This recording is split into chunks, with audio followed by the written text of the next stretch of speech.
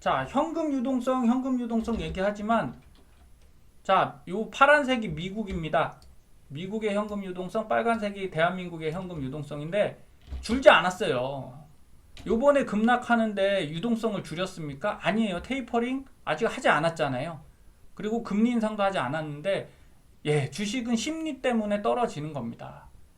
우리나라 총주가, 우리나라 예, 통화량 M2 광역 통화라고 하죠. 전체적으로 푸는 게 결국은 같이 따라 올라갔는데 대한민국도 아직 통화량 안 줄였잖아요. 이제 금리 올리겠다 뭐 이렇게 해서 요번에 조금 올린 거죠.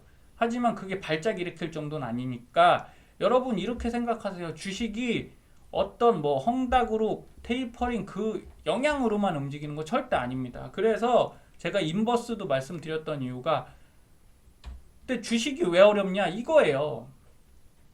다시 한번 보시면 부동산으로는 돈 벌었다는 분 많아요. 이유는 자, 부동산이죠. 과거 30년 구간을 통해서, 자, 여기서 90년부터 2020년 30년 구간입니다. 거기를 통해서 부동산은 한 번, 뭐 두 번? 요 정도 떨어졌다고 보시면 돼요. 여기 소폭 떨어진 건 뭐 10%안 되니까 이런 건 뭐 내가 전세 주고 살고 있고 하면은 리스크가 없는 거죠.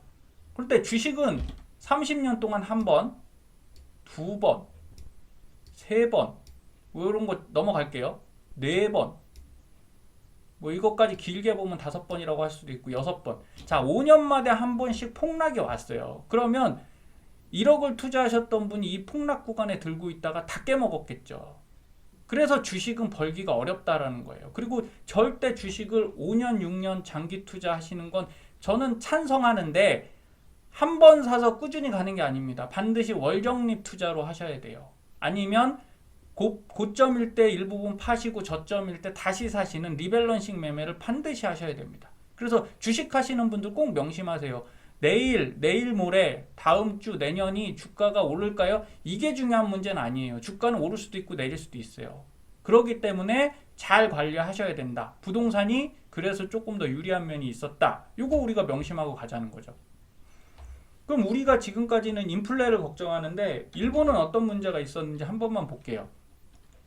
일본이, 자, 90년도 이전까지만 해도요. 달러, 요게 이제 빨간색이 달러거든요. 자, 엔달러 환율이 내려갈 때 그러면 이제 엔화가 강세가 되겠죠. 예. 아, 요건 엔화가 약세가 되겠네요. 자, 그러면 니케이가 올라갔어요. 그리고 부동산도 올라갔습니다. 거꾸로 움직이는 거예요. 원래 우리나라도 달러가 내려가면 주가가 올라가잖아요. 그리고 올라가면 예, 주가가 떨어지죠. 이렇게 역의 관계에 있는데, 자, 프라자 합의를 거치고 나서 일본이 이게 깨졌어요. 달러 환율이 계속 내려가는데도 주가가 어떻게 되죠? 예, 같이 내려갑니다. 부동산도 같이 내려갔어요. 이게 바로 문제의 디플레이션이라는 거죠. 디플레이션은 이렇게 보시면 돼요. 소비 인구가 감소해서 해외 수출도 좋은데 일본은 지금까지도 수출로 예, 흑자국입니다. 그런데 소비가 안 일어나는 거죠. 그러니까 GDP가 늘긴 늘어도 크게 늘지 않습니다. 그리고 엔화가 강세가 되니까, 자, 튼튼한 기업은 흑자가 나요. 근데 개인이 적자가 나는 겁니다. 기업들이 돈 벌고 작은 기업 그리고 개인 자영업자들은 돈을 못 벌어요. 그래서 달러가 떨어지니까 어떤 현상이 나오는 겁니까? 자산 가격이 감소하는 거죠. 그러니까 일본 그 사람들이, 일본 놈들이라고 하고 싶어요. 예, 주식 투자 안 하잖아요. 주식 투자 안 하고 부동산 투자 안 합니다. 뭐만 갖고 있어요? 현금 들고 있고요. 국채만 사요. 국가 채권. 왜? 현금은 은행에 넣으면 마이너스 금리니까 이자 안 붙죠. 그런데 국채는 이자를 주잖아요. 그래서 일본 국채가 꿈쩍도 안 하는 겁니다. 그리고 해외 투자만 합니다. 국내 투자 잘 안 하고. 그러나 해외 투자를 해버리니까 문제가 또 하나 있어요. 세금하고 환차손이 발생하면 이거 난감합니다. 그래서 달러 해외 투자가 오히려 손해가 되는 구조들이 지금 생기고 있죠. 그럼 대한민국은 어떻게 될 것이냐? 전 디플레가 온다고 뭐 단언하고 이러는 사람 아닙니다. 하지만 인플레일 때는 인플레에 대한 투자, 디플레이션이 될 때는 거기에 대한 투자를 우리가 알고 있어야 돼요. 그래서 부자 되는 재테크 사이클 다시 한번 안내 드릴게요. 자, 앙드레 코스톨란이라고 유럽의 유명한 경제학자셨죠. 투자가기도 했습니다. 주식 잘하시는 분인데 이분이 말씀하신 거는 그냥 참고만 하세요. 근데 유럽과 우리나라는 달라서 이분은 금리가 높은 데서 낮은 데로 갈 때 뭐 하라고 그랬어요? 예금을 중단하고 채권을 사라. 여기 채권 투자 나오죠. 그 다음에 그 금리가 내려가면 이제 채권 매력이 떨어지니까 이걸 팔아버리고 부동산을 사라. 그런 다음에 금리가 슬슬 오를 때 부동산도 팔고 주식을 사라고 했는데, 자, 우리나라는 거꾸로 가죠. 예금 채권은 똑같아요. 예금 채권은 똑같고요. 주식이 부동산보다 6개월 선행합니다. 이런 말 들어보셨죠? 우리나라는 주식이 먼저 움직여요. 요 밑에서 봐도 주식은 파란색인데 여기 녹색이 부동산이거든요. 여기서 주식이 여기 보시면 정확할 거예요.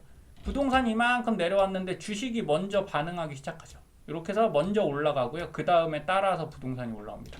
그래서 지금 우리는 어느 구역을 지나고 있어요? 주식 부동산이 같이 오르고 있는 이 구간을 지나고 있잖아요. 그러면 곧 달러의 기회가 한 번 올 것이고 예금과 채권의 기회가 한 번 더 올 거라고 보는 거죠. 이게 맞는 사이클이고 이건 올 수밖에 없어요. 주가가 계속 이대로 천정 뚫고 10,000포인트 갔으면 좋겠는데 쉽지 않지 않습니까? 그래서 우리는 어떻게 하셔야 되냐? 시청자 여러분 꼭 채권 투자하실 수 있는 툴을 갖고 계셔야 돼요. 저는 채권 투자는 변액보험으로 하라고 많이 말씀드립니다. 자, 2018년 10월 8일 날 월적립으로 가입한 변액보험인데요. 상품을 가입하고 이런 문제가 아니에요. 채권 50% 뭐 이렇게 펀드들을 갖고 있습니다. 그래서 3년 딱 됐는데 여기 보시면 변액의 문제는 뭐예요? 항상 이거죠. 사업비, 총비용의 보증비용 하면 10%를 떼다 보니까 별로 재미가 없어요. 3년 됐는데 연평균 수익 2.21이 뭐 연말입니까? 근데 적립률은 104는 됐네요. 그죠? 근데 결론 말씀드릴게요. 해지해도 100%는 3년 만에 넘었어요. 그러면 나쁜 거 아니죠. 왜? 지금은 나빠 보이는데 이 뒤가 좋은 거예요. 3년 지나고 1년, 2년, 3년 됐는데 지금 100% 넘었죠? 그럼 이 뒤부터는 어떻게 되는 거예요? 잘 관리하면 쭉쭉쭉 올라간다는 거죠. 그리고 변액이 갖고 있는 장점은 딱 하나 있습니다. 세금이 프리하다는 거예요. 10년 지나면 세금이 없잖아요. 비과세 상품이니까. 그럼 안쪽 펀드를 한번 볼게요. 제가 오늘 강조드리는 이거 채권형 펀드가 12%, 18% 정도 나옵니다. 이건 추가 납입을 좀 한 상태인데 그러면 연평균으로 해도 6에서 7%, 18% 난 거는 6%대 나는 거잖아요. 이건 사업비 때문에 한 4.4%대 난 거예요. 여러분 지금 이자 금리에 비해서 엄청나게 좋잖아요. 그쵸? 그리고 주식은 17, 뭐 17 이렇게 났어요. 당장 지난달까지만 해도 20%가 넘었었는데 10월 5일이니까 폭락을 맞은 상태죠. 그래서 주가가 수익률이 떨어졌습니다. 자, 잘 보셔야 돼요. 변액은 그냥 단순한 저축연금이 아닙니다. 여러분한테 채권을 운용할 수 있게끔 도와드리는 상품이고요. 자, 그러면 국내 채권만 있냐? 그러면 또 안 되잖아요. 해외 채권이 유리한 부분이 있거든요. 그리고 달러 투자를 해야 되는데 복잡합니다. 다음 시간에 달러는 다시 한번 정리해 드릴 거예요. 자, 2018년도 10월 8일에 달러로 된 변액연금을 가입했어요. 근데 이 상품은 미국 장기 회사 채권에 들어갑니다. 우리나라 장기 채권 30년짜리는 한 2.5%, 3% 주거든요. 근데 미국은 3.5에서 5% 사이를 줍니다. 그럼 수익이 당연히 더 높겠죠. 그래서 같이 3년 정도 된 요 케이스를 샘플로 갖고 왔는데 자, 53,000달러가 들어갔어요. 53,000, 한 5,970일 겁니다. 그때 환율로 한 1,120원대 들어갔거든요. 그러면 사업비를 떼고 얘도 사업비가 있겠죠. 뗐어요. 그런데 누적 수익률이 17.76으로 돼서 우리 이런 거 궁금한 것보다는 이게 궁금하시잖아요. 자, 특약 포함 해지 환급금 지금 깨거나 중도 인출할 때 얼마 받을 수 있어요? 자, 53,000 들어간 게 117%에서 62,000이 됐습니다. 그러면 5,970만원 넣었던 게 7,400만원 됐다는 거예요. 지금 환율 1,180원 계산하면 그렇습니다. 그 환율 더 올라가면 더 올라가겠죠. 펀드 수익률은 28.85%예요. 그럼 연간 보통 9% 이상 났다는 거죠. 달러 투자는 이렇게 하셔야 돼요. 우리가 달러 샀다가 환율 환율에 맞춰서 이걸 팔았다가 샀다가 팔았다가, 아니 주식도 피곤한데 달러까지 그렇게 투자하시면 너무 힘듭니다. 그래서 오늘은 여러분 주식, 부동산 잘 하셔야 되고요. 그 틈새가 있어요. 그것들이 떨어지는, 부동산은 좀 덜한데 주식은 특히 떨어지는 구간, 지금 같은 구간이 나오잖아요. 요럴 때 꼭 달러와 채권 투자 방법을 알고 계셔야 여러분이 힘들게 모은 부를 유지하실 수 있다. 요거 꼭 명심해 주시고요. 다음 시간에는 그걸 더 자세하게 어떻게 하시는지 설명드리도록 하겠습니다. 구독과 좋아요 부탁드리고요. 다음 시간에 뵙겠습니다.